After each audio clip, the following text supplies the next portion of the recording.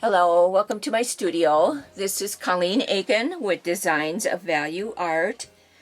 And today we're going to talk about brushes. And the brushes that I really enjoy with my watercolors are the Billy Shoal brushes. I do supplement my Billy Shoal brushes with other brushes such as the long round Princeton watercolor brushes. They're easier to get a hold of, a little less expensive, don't last quite as long as the Billy Shoal brushes, but they will work. So I wanted to be sure and give you an option like that. Let's go through some of the big ones. This is a brush that I've never even used yet. It's brand new. Hobby Lobby has a special at 50% off every once in a while, or 40% off on their brushes. And for a huge wash, this is going to be absolutely perfect. So that's number one. This would be good for a smaller area for a background. This is normally what I use that other big one for, is just a background as well. This is a 3/4 silver black velvet. It's got a point on it too, so that helps you get into different areas. Now this other one is a 1.5 inch. So you'll have an idea of the sizes that we're talking about here for the background. And then, again, they did have some sales on brushes, so I got a 2 inch. You can see I've never used it. So it's normally $14. It was 50% off, so I picked it up for $7. And that'll last me a long time. So that's a little bit larger than the first one I showed you. And then this is a 1 inch. And this is a Master's Touch as well. Again, it was on sale, $7.49, 50% off. So it was a good savings there too. Now let's go ahead and talk about the brushes that I use on the painting itself and not just the background. The first style that I love the most is the Billy Shoal brushes, and you can pick them up on her website, or you can go to Rosemary & Co. and they're cheaper on Rosemary & Co. So every time I order something from Rosemary & Co., I usually do get another set of these because I do love them. All right, and this one's a number 6. Now I want to show you something. This is a Princeton number 8. It's a long round. They're almost identical in size. I'm going to put this against my hand so you can see it a little bit better. So this one's made in America. This one's made overseas. So their brushes do run a little bit smaller. This is a number 8. This one's a number 6. So just keep that in mind when you make your order. And then I have a 4 and a 2, and she has many different sizes to choose from. In fact, she's got the fine liner here, which is a nice brush. It's got a nice tip to it. I also have her number 1 brush, which has a nice tip to it as well. You can see.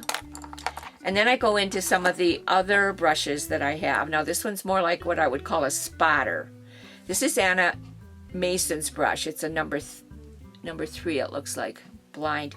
And it is a shorter brush, a lot less bristle on it. I usually don't care for that, but for specific things in a design, this might work well. So it's always nice to have one of those. And then the Princeton Velvet Touch long rounds. Always try to get the long rounds if you can, because they're going to be longer bristled here. They're going to hold more water. They're going to have a finer tip. So those work out great. I've got a few different sizes here of those. And now this is a filbert Grenier, they call it. And it's a Princeton Velvet Touch as well. As you can see, it does, you can do like a Santa's beard, which is what I used to use it for when I was a decorative artist. But I use it now in the watercolor world to build up my values and do a dry brush with it. Dry brush technique. And this works really well. I love it for that. And then this is the same thing. This one is from Rosemary & Co. And this one she calls a comber. It's a 3/8 inch. The other one was a 3/8 inch as well. Now this one has less bristles cut out of it. As you can see with the Velvet Touch, there's quite a few more bristles cut out of that one than the Rosemary Co. So it just depends on the job that you're working on. If you need a lot of dry brushing on it, you might want to use the Rosemary & Co. If you don't, then you can use the Velvet Touch. Now this is also a Rosemary & Co. It's a number 6, and it just has that nice tip to it. If you're doing larger fill-in areas, maybe possibly for a second color glaze on top of a project, that works out really nice. Then we get into the specialty brushes, and this is my Billy Shoal mixing brush. They last forever. I absolutely love it. But when I was out of them, I just went ahead and used a nylon, who are you? It was actually a Royal Fabric number 10. It's pretty stiff, but that'll last a long time too. So you can use either one of those two to mix your colors. And by using these brushes instead of one of your good brushes to mix your color, you're actually saving your brushes. They're going to last longer that way. Now this is an eradicator. It's a Billy Shoal. It has a little bit of a longer bristle. I had ordered some. Here's one. It's a small rosemary. She calls it an eradicator too. But can you see the difference in the bristles? One's very short. It's like when I painted in oils, when it was a short bristle like this, you called it a bright. And then this was just your normal flat. But this eradicator seems to work better for me. This is okay for a larger area. So I use both of them. So they work out really well. Now I want to show you another little trick, and I think I picked these up right at Amazon, if I remember correctly. You always want to dry your brushes flat. And it's very difficult to do. All of the containers and everything that we have, you put them in like this, and then the water dries down into the ferrule, and it loosens the bristles, and they don't last as long. So I found this, and I can, when in between using it and letting it dry overnight, I can put it in just like that, and it dries perfectly. Absolutely perfectly. So that, and I think I got 4 of them here, and I'm using different brush sizes constantly, so it's always a good thing to have. Now I'm going to just move my brushes over for a moment, and I'm going to just show you my water bucket. And the reason I like my water bucket, I'm out as far as I can go with my camera, so let me just move it up here a little bit and you can see it better. There's 3 buckets in one, and the handle, just going to move it so it doesn't spill here. There we go. As you can see, my handle will actually hold my brush like this as well. Put it up here so you can see me, and that'll dry overnight as well. So if I go over more than the 4 holders I have with the green, I can use this. And I do use this quite a bit when I'm using, for example, my water brush that I only use for glazing. I'll keep that up here and away from my other brushes so I don't mix it up by mistake. So that works out well.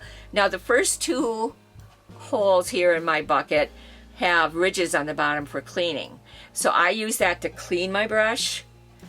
And when this one gets dirty, then I start using this one. And I always keep that as a last rinse. After I've cleaned it out here, I'll go in there with the clean water and get a nice last rinse on my brushes. So I know that they're really nice and clean. And you can pick these up. I think I got this one at Michael's. And I believe Hobby Lobby might have them now too. I don't know. I haven't really been looking for one because I've got one. But those are the brushes that I use and recommend. And the more you take care of your brushes, the longer they will last for you. A couple other little tips here that I have. This is my holder for my painting, and it moves around. If it's small enough, I can move it around, and it just works really nice. I think I picked this up on Amazon for like $10. Now the next project that we're going to do, I'm going to use